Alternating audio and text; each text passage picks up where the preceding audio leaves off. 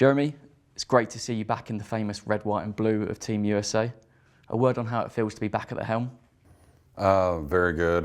Something I really wanted. A little suspenseful this year, not knowing, but you know, that's the way it is. Busy people on y'all's end, and looking to get better at what I did the last few years. I need to improve a little bit. I'm very, very happy to have that chance. Let's go back to December 2022 in Las Vegas.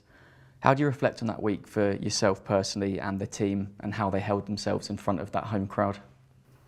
Well, I was super proud of them. I thought they competed really well. They stuck to most of the information that we went over. You know, like any Mosconi Cup, you can lose your brain occasionally out there.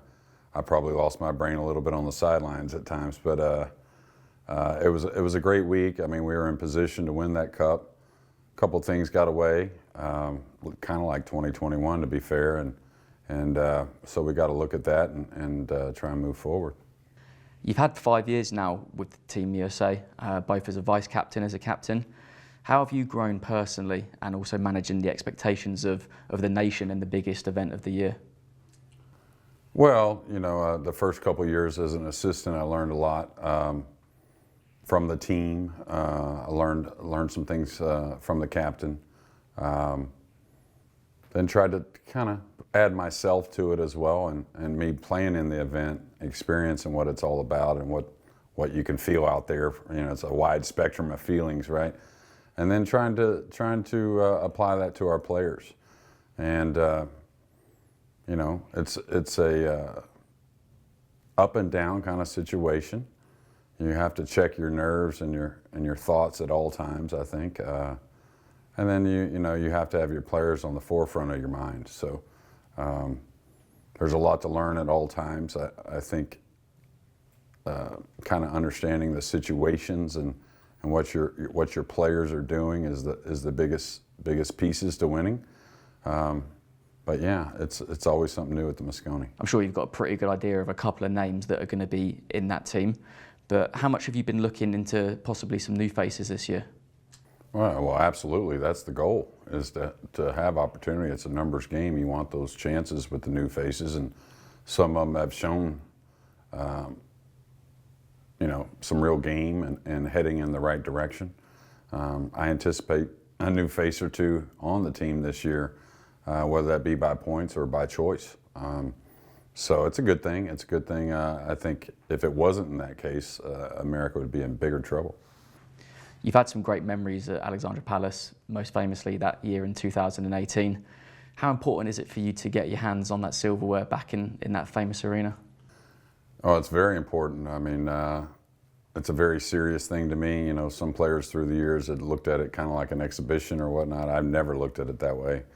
I don't think I could look myself in the mirror if I looked at it that way, but that's the goal. I mean, you know, improving from year to year, that's one thing, and that's a great thing to do, and that's, you know, the direction you want to head in, but we're professionals and we're here to win that cup and getting our hands on that in the 30th year, and it's named after one of the greatest ever, and he was American, so it belongs to us.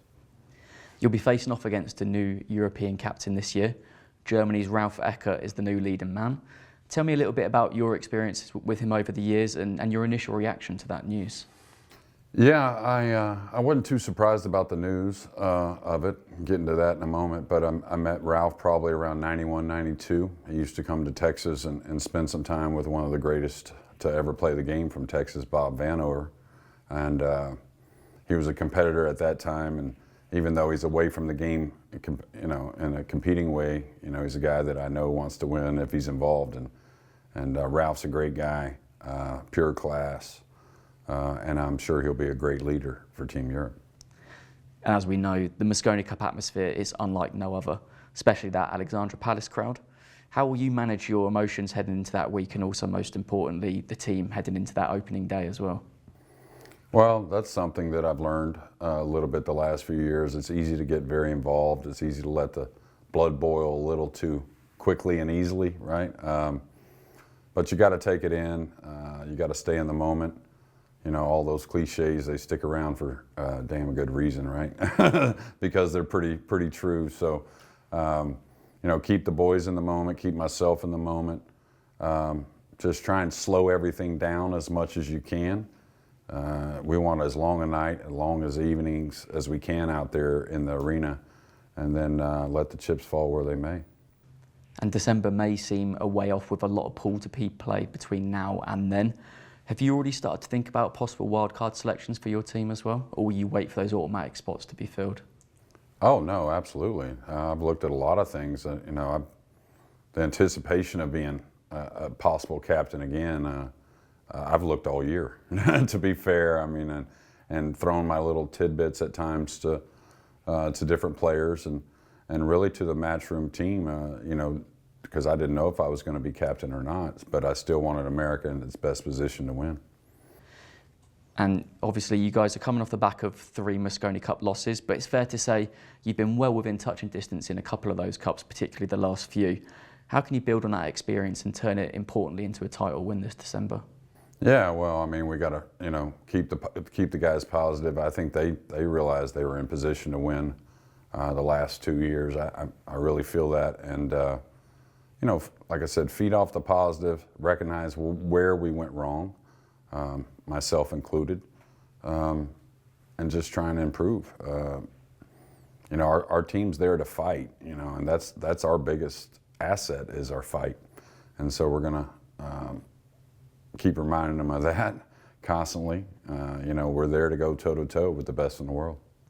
And lastly, have you got any words for the millions of Americans that will be tuning in back home in December, and also those that will be turning up to London? Yeah, it's going to be the best one yet. We go in there expecting a victory and kind of expect the fans on our side, which they have always been great. American fans are true. Maybe not as crazy as the Europeans at times, but they stick with us the entire way through, and that's what it's going to take to get this cup.